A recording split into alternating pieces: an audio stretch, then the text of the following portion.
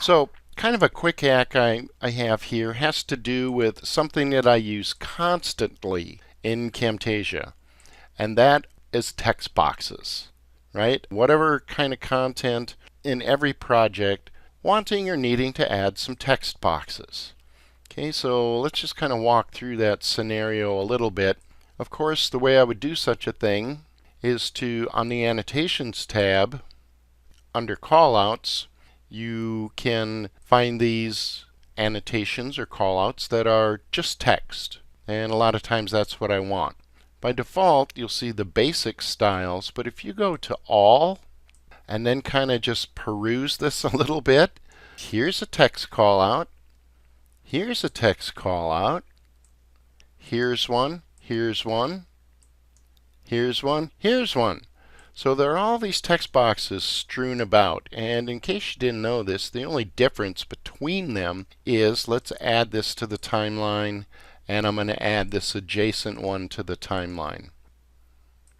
And what we'll see is that this one is the Dosis font 96 point. This one is also the Dosis font, only slightly smaller. Okay. I get that, I guess, kind of. Let's scroll down a little bit to the next set and add both of these guys to the timeline. And lo and behold, we have somewhat the same situation. It is a particular font. This one happens to be Lato, 96 point, 64 point. And this scenario plays itself out with each of these other callouts. So you kind of get the idea. Well, the thing is that, first of all, you can't tell what font any of these are. So by and large, what happens is, I'll go back to basic here, is I just pick any one, add it to the timeline, and then what do I have to do? Well, you got to double click it. You got to choose the font that you actually want, right? And the thing with themes in 2018, that this was one of the things that makes me insane. In Camtasia 9, actually since like Camtasia, I don't know, 5, you could hit the drop down here and just start typing a font. Let's say I don't want Montserrat, I want Arial, A-R-I-A. And it doesn't go get it. Let's go over to PowerPoint just for comparison purposes. I'm going to insert text box. Here's my font. I'm going to click in it to choose, and I'm going to go Arial. Boom. And now I'm in the Arial font, right? That's the way it used to work in Camtasia. Well, with themes, you can't do that. Here's why. Because first, it gives you the opportunity to pick a theme, okay? And, okay. But if you want to pick any of the other, and if you have hundreds of fonts like I do, there is no more typing to jump to where you want to go. You got to do this. You got to scroll. And you got to scroll. I'm just now to the B's, and it's just a pain in the ass. Pardon my French. So here's kind of what I'm doing instead, or to supplement that. So, like I mentioned, I'm constantly wanting to use text boxes. So I'm going to add this to the timeline. Whatever silly font it is, I probably don't want. So I'm going to do this. I'm going to change this the good old manual way to something else that I use quite often. Let me just find something. Let's do Cooper Black. And I'm going to bump it up a bit here. Okay. And here's my little trick that I'm kind of doing. For the text, I'm going to say Cooper Black. Cooper Black. And I'll just center it up and stuff like that. Now, what I'm going to do is I'm going to right-click on this guy, and I'm going to add it to my library. Okay, in my library, I have created a specific library called Fonts.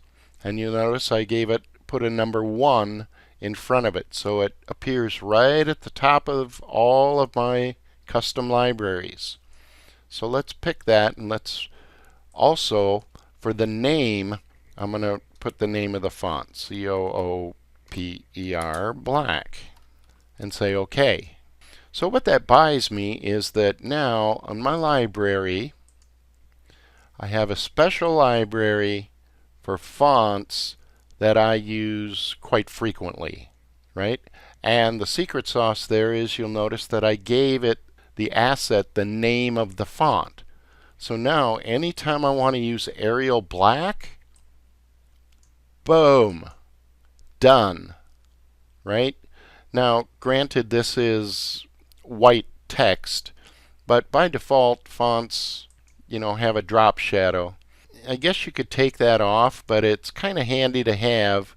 For example, if my project settings here, if my background was white. If my background was white, I'd never be able to see this without the drop shadow. So that's just kind of, I call them precanned fonts. So it's just a way for me to really easily, and you can add these as you go. Whenever you find a font that you want and you want to use it a bunch, just go ahead and add it in to your fonts folder. Right. So what do you think of that trick? Don't you still have to scroll through the fonts library? Asked Larry. Yes, I do. Notice the difference. Here's my fonts library. Again, these are fonts that I use like a lot. And I actually could put them into subfolders if I wanted to, for specific kinds of fonts. I could create a folder for cartoon fonts, and cherry pick them out of this list. I guess it depends on how many fonts you have installed on your system. I have hundreds. So this is just a way to kind of organize stuff. In fact, I like that idea. I think I'm going to do that. I think I'm going to add me some subfolders. Let's do that. Let's add a new folder. Cartoon fonts. So, remember I showed you that little resource here, or I could call it comic, I guess. I'll find the ones that I like and put them in here. Yeah, I still have to scroll a little bit, but for stuff that I use all the time, it's just a lot handier. Boom! All right. We'll let everybody go, and we'll talk to you next time. Thanks for coming.